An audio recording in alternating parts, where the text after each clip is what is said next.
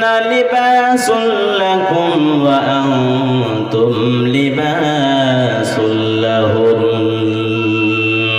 রব্বুল আলামিন বলেন, ও দুনিয়ার পুরুষরা তোমরা শোনো, তোমরা হচ্ছ তোমাদের স্ত্রীদের জন্য তোমরা পোশাক, এবং স্ত্রীদেরকে বলে দিলেন, ও দুনিয়ার স্ত্রীরা তোমরা শোনো, তোমরা হচ্ছ তোমাদের স্বামীদের জন্য তোমরা পোশাক। পোশাক যেমন আমাদের ইজ্জতকে রক্ষা করে, তেমনি একজন স্বামী তার স্ত্রীর চরিত্র রক্ষা করে, একজন স্ত্রী তার স্বামীর চরিত্র রক্ষা করে। এই জন্য রব্বুল আলামিন স্বামী স্ত্রীকে পোশাকের সাথে তুলনা করলেন। পোশাক যেমন আমাদের গায়ে সবসময় লেগে থাকে, পোশাক আমাদের গায়ে সবসময় লেগে থাকে না, চামড়ার সাথে সবসময় লেগে থাকে, ওইরকম স্বামী স্ত্রীর ভালোবাসা হবে একবারে এইরকম পরস্পরের ভাবে, কোনো দিন যেন বিচ্ছেদ না হয়, এরকম হবে স্বামী স্ত্রীর ভালোবাসা। আমার ভাইরা, তো এইরকম যদি আমরা আমাদের দাম্পত্য জীবনটাকে আমরা গড়াতে যাই, সুন্দর করতে চাই, সুখময় করতে যাই, শান্তিময় করতে যাই, তাহলে আমাদেরকে রব্বুল আলামিন কিছু টিপস বলে দিয়েছেন। সেই টিপসগুলো যদি আমরা ফলো করি, তাহলে আমাদের স্বামী স্ত্রীদের মধ্যে আমাদের দাম্পত্য জীবনটা হবে সুখময়, শান্তিময়।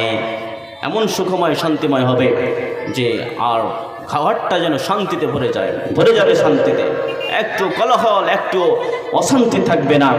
তো সেই দিক দিয়ে আল্লাহ রব্বুল আলামিন বিভিন্ন রকমের কি বলেছেন, হক বলেছেন।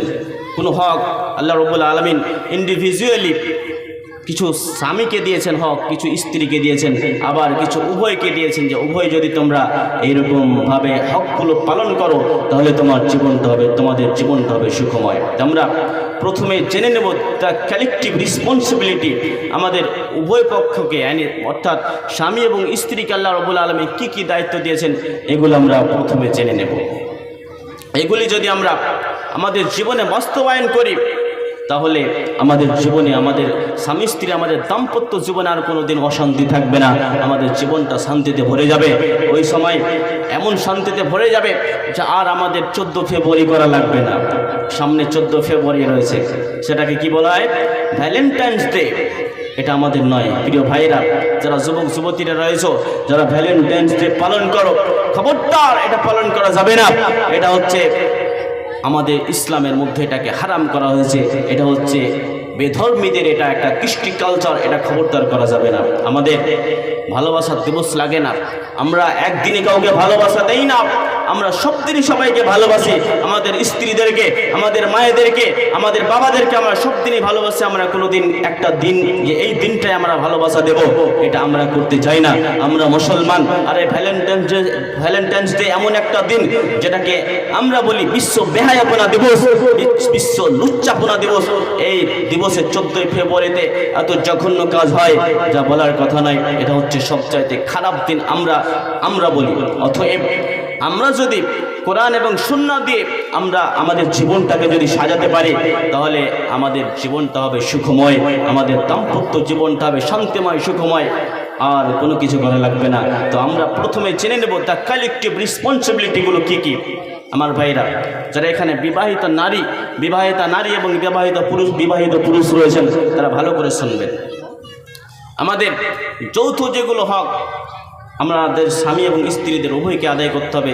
প্রথম নাম্বার হচ্ছে আমাদেরকে আত্মত্যাগ করতে হবে, মানিয়ে নিতে হবে। 1 নম্বর, আমরা আমাদের দাম্পত্য জীবন চালাতে গিয়ে অনেক সময় অনেক ঝড় আসে, কখনো রাগ, কখনো হাসি, কখনো খুশি। এগুলো জিনিস আমাদেরকে মানিয়ে নিতে হবে। আপনার স্ত্রী, ভালো করে শুনবেন, আপনার স্ত্রী আপনার উপরে রেগে গিয়েছে, আপনি তখন তৎক্ষণাৎ চুপ থেকে যান। স্বামী রেগে গেলে যারা স্ত্রী রয়েছেন ওরা চুপ থেকে যান। দুইজনই যদি রেগে যান, তাহলে তৃতীয় বিশ্বযুদ্ধ শুরু হয়ে যাবে, দাম্পত্য জীবনে ঝগড়া কলহল বেঁধে যাবে।